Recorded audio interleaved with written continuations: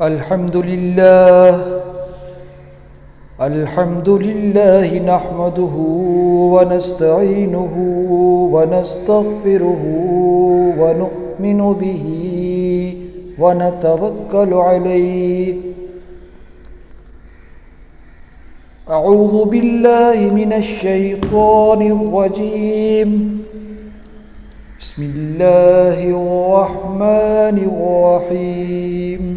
اللهم صل على محمد وعلى آل محمد. اما بعد. السلام علیکم. میں ہوں راشد جاوید آوان اور خبر بصر کے خصوصی سلسلے تعلیم القرآن میں آپ کو خوش آمدید. آج 5ویں پارے کا آغاز کر کے تکمیل کریں گے اور 5واں پارہ پورے کا پورا سورہ نساء پر مشتمل. 5ویں پارے میں سورہ نساء کی 147 آیات رقم ہیں اور ان میں جو مضامین بیان کیے گئے ہیں ان میں سیدھے راستے پر یعنی صراط مستقیم پر چلنے کی ترغیب دی گئی ہے. اس کے بعد عدل و احسان کا بیان، اس کے بعد جہاد کی ترغیب، اور اس میں یہ بتایا گیا ہے کہ جہاد پہ جانے کا مطلب موت کا سرٹیفکیٹ نہیں اور نہ گھر میں بیٹھے رہنا زندگی کی ضمانت. تو مسلمانوں قتال کرو، کافروں کے خلاف میدان کارزار میں نکلو. اگر تم موت سے ڈرو گے تو موت تو بہرحال آنی ہی ہے. ہاں یہ ہے کہ قتال کرنے سے دنیا میں عزت، طاقت اور معیشت پاؤ گے.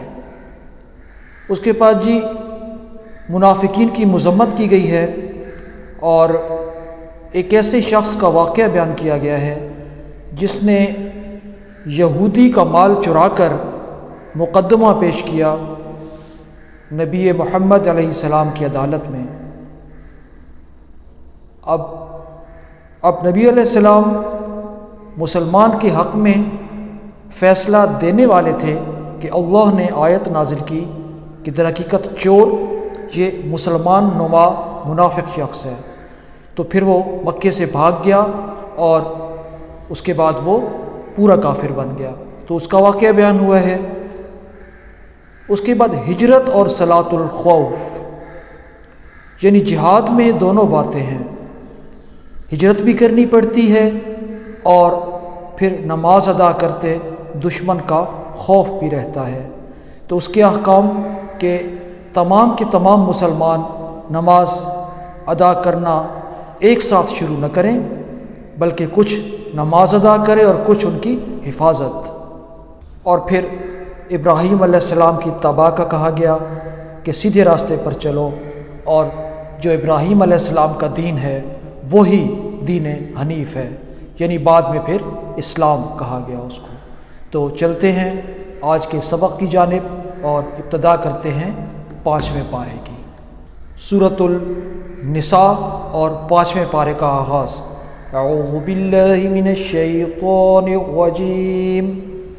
بسم اللہ الرحمن الرحیم.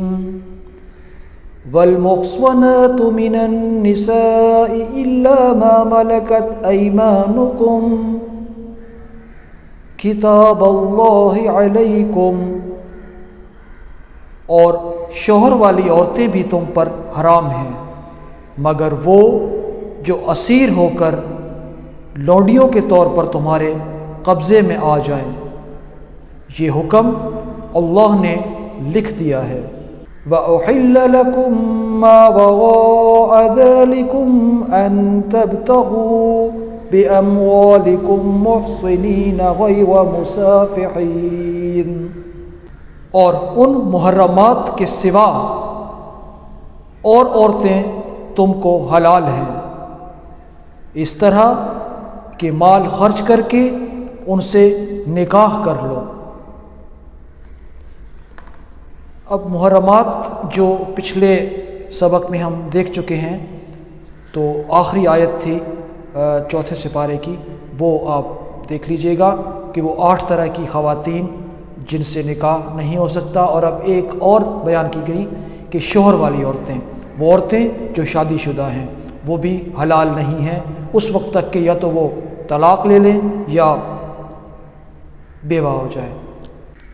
اب نکاح کا مقصد بھی قرآن مجید خود بیان کر رہا ہے کہ نکاح سے مقصود عفت قائم کرنا ہو، نہ کہ شہوت رانی۔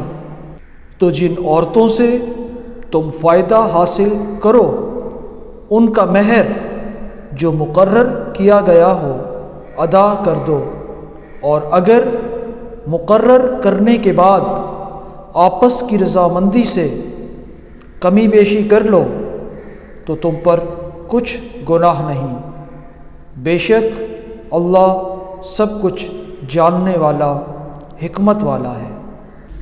اب آگے ایک بہت اہم بات کا بیان، اور جو شخص تم میں سے مومن آزاد عورتوں سے نکاح کرنے کا مقدور نہ رکھے تو مومن لونڈیوں سے نکاح کر لے، اور اللہ تمہارے ایمان کو اچھی طرح جانتا ہے۔ تم آپس میں ایک دوسرے کے ہم جنس ہو تو ان لونڈیوں کے ساتھ ان کے مالکوں کی اجازت سے نکاح کرو، اور دستور کے مطابق ان کا مہر بھی ادا کرو۔ اب یہ بات سامنے آئی کہ لونڈیوں سے بھی نکاح کرنا ہے اور ان کا مہر ادا کرنا ہے، اگرچہ ان کا مہر آزاد عورت سے کم ہوتا ہے اور اس کے کچھ احکام بھی کم، لونڈی کی سزا بھی کم، وہ ایک الگ موضوع، لیکن لونڈی سے بھی نکاح کرنا ہے۔ یہ مطلب پارٹی نہیں ہے، اسلام میں پارٹی تو ہے ہی نہیں، جو بھی کام ہے دستور کے مطابق اور ایک دائرے کے اندر۔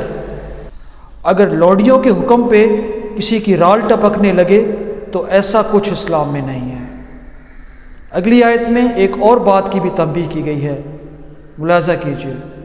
اب جن لونڈیوں سے نکاح کی ترغیب دی گئی ہے اس صورت میں کہ اگر آزاد عورت سے نکاح کا سامان نہ ہو، لیکن ان کی جو شرائط ہیں وہ 2 دیکھیے گا، محصنات غیر مصافحات ولا متخذات اخدان، بشرط یہ کہ یعنی کہ وہ لونڈیاں عفیفہ ہوں اور کھلم کھلا بدکاری نہ کریں اور نہ در پردہ دوستی کرنا چاہیں۔ اب یہ بالکل بات سامنے کہ اگر کوئی خاتون دوستی کے چکر میں یا محض مال لینے کے لیے نکاح کا ڈھونگ رچائے تو وہ نکاح نہیں ہے، اور اس سے تو اسلام منع کر رہا ہے۔ تو پہلے میں نے عرض کی کہ اسلام میں پارٹی نہیں ہے، بالکل نہیں، آخری سانس تک مسلمان رہنا ہے اور مسلمان مرنا ہے۔ ٹھیک ہے جناب، آگے چلتے ہیں۔ اس لیے کہ دنیا مومن کا قید خانہ اور کافر کی جنت ہے، اور آخرت اس کے انورس۔ سورہ نساء آیت 31، اس میں ایک پیکج دیا گیا ہے، میں اسے ضرور انٹروڈیوس کرانا چاہوں گا۔ ان تجتنبوا کبائر ما تنہون عنہ نکفر عنکم سیئاتکم وندخلکم مدخلا کریما، اگر تم بڑے بڑے گناہوں سے جن سے تم کو منع کیا ہے اجتناب رکھو گے تو ہم تمہارے چھوٹے چھوٹے گناہ معاف کر دیں گے اور تمہیں عزت کے مکانوں میں داخل کریں گے۔ اب اس سے اچھا کوئی پیکج ہے؟ کیا بات ہے جناب۔ آیت نمبر 32، اس میں ایک سب سے اہم معاشرتی رویے کے بارے میں بیان۔ وَلَا تَتَمَنَّوْا مَا فَضَّلَ اللَّهُ بِهِ بَعْضَكُمْ عَلَى بَعْضٍ، اور جس چیز میں اللہ نے تم کو بعض کو بعض پر فضیلت دی ہے اس کی ہوس مت کرو۔ للرجال نصیب مما اکتسبوا، مردوں کو ان کاموں کا ثواب ہے جو انہوں نے کیے۔ وَلِلنِّسَاءِ نَصِيبٌ مِّمَّا اكْتَسَبْنَ، اور عورتوں کو ان کاموں کا ثواب ہے جو انہوں نے کیے۔ وَاسْأَلُوا اللَّهَ مِن فَضْلِهِ، اور اللہ سے اس کا فضل مانگتے رہو۔ ان اللہ کان بکل شیء علیما، کچھ شک نہیں کہ اللہ ہر چیز سے واقف ہے۔ اب مردوں کے کام ان کا ثواب مردوں کے لیے، عورتوں کے کام ان کا ثواب عورتوں کے لیے، تو یہ جو شانہ بشانہ چلنے کی ترغیب وہ بھی گئی۔ مقصد یہ کہ شانہ بشانہ چلنے کی ضرورت نہیں، اپنی اپنی حدود میں اپنے اپنے کام کرو، عورتوں کے لیے ان کا ثواب اور مردوں کے لیے ان کا ثواب، ایک دوسرے کے ڈومین میں دخل اندازی نہ کرو۔ سورہ نساء چونکہ پوری خواتین کے مسائل پر مبنی، تو اس کی ہر آیت اتنی اہم کہ اسے بیان کرنا ضروری معلوم ہو، لیکن ساری تو پھر بھی بیان نہ کی جا سکیں گی۔ اگلی آیت دیکھیے، اس آیت میں مردوں کو عورتوں پر قوام بنایا گیا۔ الرجال قوامون علی النساء بما فضل اللہ بعضهم علی بعض،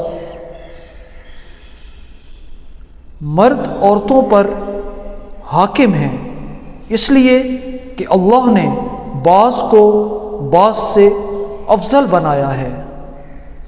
اچھا، اس آیت کے ساتھ یہ بھی بتا دیا گیا بعضهم علی بعض وبما انفقوا من اموالهم، اور اس لیے بھی کہ مرد اپنا مال خرچ کرتے ہیں، تو مرد کی یہ شان کہ وہ کما کر عورت پر خرچ کرتا ہے، اس لیے اسے ایک رتبہ زیادہ دیا گیا ہے۔ لیکن اب اگر کوئی خاتون بزنس وومن ہے یا دوسری صورت میں کہیں ملازمت اختیار کی ہوئی ہے، تو اس کا مطلب یہ بالکل بھی نہیں کہ اب وہ قوام بن گئی اور شوہر پر مقدم ٹھہری، ایسا نہیں۔ مرد کو اللہ نے مقدم قرار دیا ہے، اور اس کی وجہ یہ بیان کہ مرد ایک عورت کی حفاظت کر سکتا ہے اور دوسرا اس پہ مال خرچ کرتا ہے۔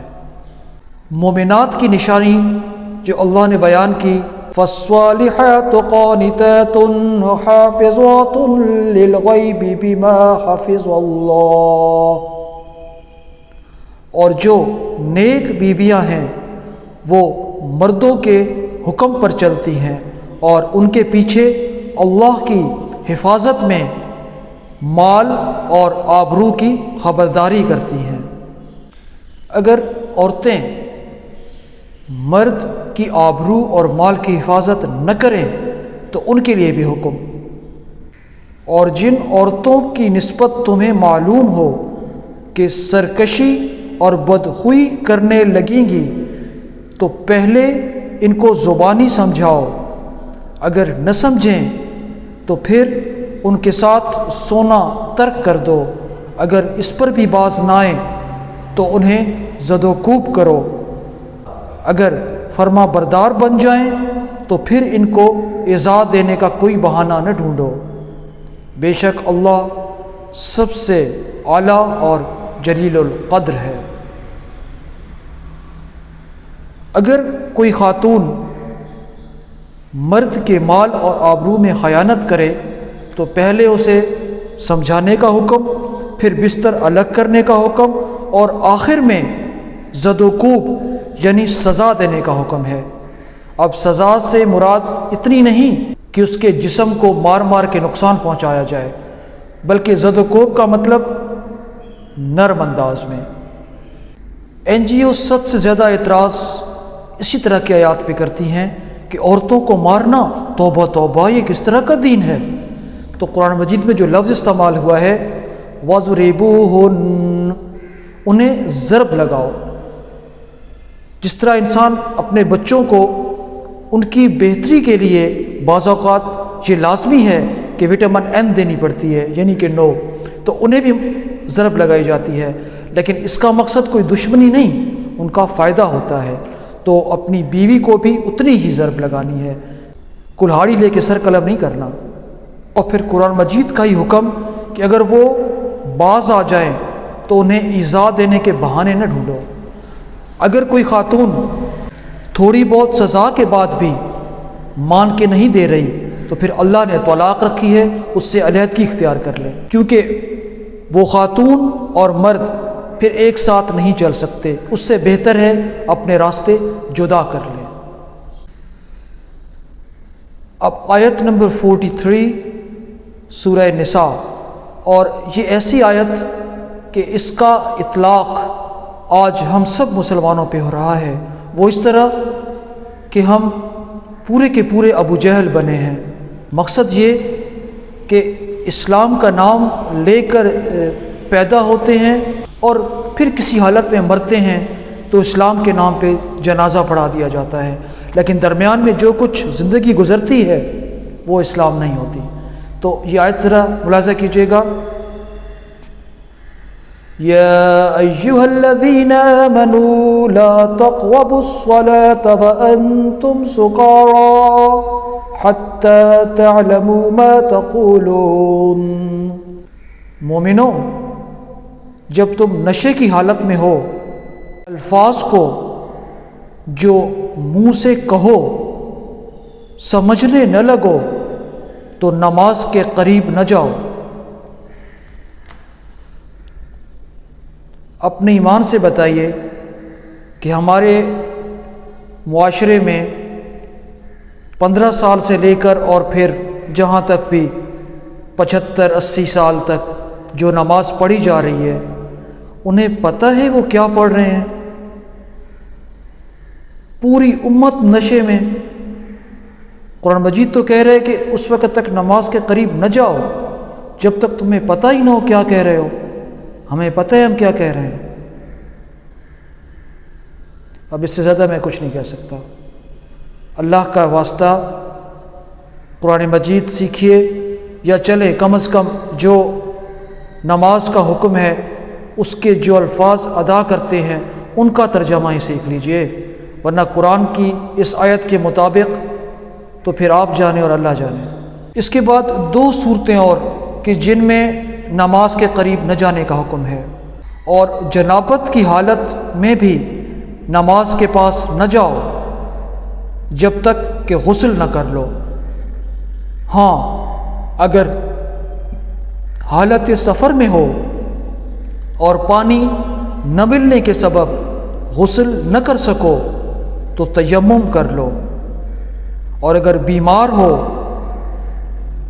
یا سفر میں ہو یا کوئی تم میں سے بیت الخلاء سے ہو کر آیا ہے یا تم عورتوں سے ہم بستر ہوئے ہو اور تمہیں پانی نہ ملے تو پاک مٹی لو اور منہ اور ہاتھوں کا مسح کر کے تیمم کر لو، بے شک اللہ معاف کرنے والا بخشنے والا ہے۔ تو یہ تیمم کے مسائل۔ انسان کو جو تکلیف پہنچتی ہے وہ اس کی جلد سے، اسکن سے پہنچتی ہے۔ جس طرح انجیکشن لگایا جائے تو جب سوئی اسکن میں داخل ہوتی ہے تو ایک ہلکی سی تکلیف، لیکن جب سوئی داخل ہو چکی ہوتی ہے پھر تکلیف نہیں ہوتی۔ تو انسان کو جتنی ایذا، جتنا عذاب سہنا پڑتا ہے وہ جلد کی وجہ سے ہے۔ یہ بات میڈیکل سائنس تو اب بتا رہی ہے، قرآن مجید نے پہلے ہی کہہ دیا تھا۔ دیکھیے گا، ان الذین کفروا بآیاتنا سوف نصلیہم نارا، جن لوگوں نے ہماری آیتوں سے کفر کیا ان کو ہم عنقریب آگ میں داخل کریں گے۔ کلما نضجت جلودهم بذنبهم بدلناهم جلودا غیرها لیذوقوا العذاب، جب ان کی کھالیں جل جائیں گی تو ہم اور کھالیں بدل دیں گے تاکہ ہمیشہ عذاب کا مزہ چکھیں۔ استغفر اللہ فقنا عذاب النار۔ اللہ کا فرمان کہ جو لوگ آیتوں سے کفر کرتے ہیں، یعنی آیتوں کا انکار کرتے ہیں، یعنی آیات کے مطابق اپنی زندگی نہیں گزارتے، ہم انہیں آگ میں داخل کریں گے، اور جب ان کی جلد جل جائیں گی ان کی جلد تبدیل کر دیں گے۔ اب اس آیت کے بعد بھی کوئی گنجائش رہ جاتی ہے کہ انسان اللہ کی نافرمانی کرے، لیکن وہی بات کہ جب سمجھ آئے گی تب کوئی ہدایت پائے گا۔ اگر محض قرآن خوانی کے چکر میں انگلیاں پھیرتا رہا اور میں نے 3 ختم کیے، میں نے 5 ختم کیے، تو بس پھر زندگی ختم ہو جائے گی، اور جس لیے قرآن مجید نازل ہوا وہ مقصد کہیں بہت دور رہ جائے گا۔ اللہ نہ کرے کہ ہماری زندگیاں اس طرح گزرے کہ قرآن مجید ختم کرتے کرتے ہم ختم ہو جائیں۔ قرآن مجید تو کہتا ہے وَلَقَدْ يَسَّرْنَا الْقُرْآنَ لِلذِّكْرِ هَلْ مِن مُدَّكِرٍ، اور ہم نے قرآن کو آسان کر دیا، ہے کوئی سمجھنے والا؟ نہیں جی، ہمارے ہاں سمجھنے والے تو بہت کم، ختم کرنے والے بہت ہیں، اللہ ان کو ہدایت دے۔ اچھا، یہ قرآن ختم کرنے کے علاوہ ایک اور طرح کی چیزیں بھی پائی جاتی ہیں۔ قرآن اٹھانے والے، میں قرآن اٹھاتا ہوں، تم قرآن اٹھاؤ، اس نے قرآن اٹھایا، ہم نے قرآن اٹھایا۔ کس بات پہ بھائی؟ قرآن ویٹ لفٹنگ کے لیے نہیں آیا، نہ یہ کوئی اتنا وزنی ہے کہ اسے اٹھا کر آپ کوئی میڈل جیت جائیں۔ یہ بھی ایک طرح کے گروہ پایا جاتا ہے، اللہ انہیں بھی ہدایت دے۔ اب یہ کیسے ممکن ہے کہ قرآن نظام انصاف کی بات نہ کرے، کہ قرآن سب سے بڑا منصف اور سب سے بڑا عادل ہے؟ آیت ملاحظہ کیجیے گا، آیت نمبر 65 سورہ نساء، فَلَا وَرَبِّكَ لَا يُؤْمِنُونَ حَتَّى يُحَكِّمُوكَ فِيمَا شَجَرَ بَيْنَهُمْ ثُمَّ لَا يَجِدُوا فِي أَنفُسِهِمْ حَرَجًا مِّمَّا قَضَيْتَ وَيُسَلِّمُوا تَسْلِيمًا۔ تمہارے پروردگار کی قسم، یہ لوگ جب تک اپنے تنازعات میں تمہیں منصف نہ بنائیں اور جو فیصلہ تم کر دو اس سے اپنے دل میں تنگ نہ ہوں بلکہ اس کو خوشی سے مان لیں، تب تک مومن نہیں ہوں گے۔ اللہ اکبر کبیرہ۔ جب تک اپنے فیصلوں میں قرآن کو منصف نہ بنایا جائے تب تک قرآن کے مطابق مومن نہیں قرار دیے جا سکتے۔ کیا ہمارے معاشرے میں نظام انصاف قرآن کرتا ہے یا کسی اور کا بنایا ہوا قانون؟ کچھ عرض کریں گے تو شکایت ہوگی۔ اب آگے کی آیات میں ہجرت اور جہاد کے بارے میں تفصیلاً ذکر ہے۔ آپ سے گزارش کہ آپ یہ آیات خود پڑھ لیں، کیونکہ اگر یہاں پہ تفسیر بیان کی گئی تو اتنا وقت مجھے مہلت نہیں دے گا۔ سورہ نساء آیت 116، یہ آیت بیان کیے بغیر نہ اسلام مکمل ہوتا ہے، نہ ایمان، نہ توحید، نہ دنیا، نہ آخرت۔ ملاحظہ کیجیے گا۔ ان اللہ لا یغفر ان یشرک بہ ویغفر ما دون ذلک لمن یشاء۔ اللہ اس گناہ کو نہیں بخشے گا کہ کسی کو اس کا شریک ٹھہرایا جائے، اور اس کے سوا اور گناہ جس کو چاہے گا بخش دے گا۔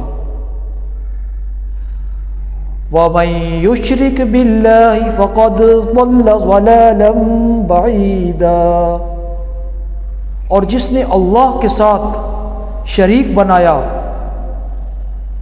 وہ رستے سے بہت دور جا پڑا۔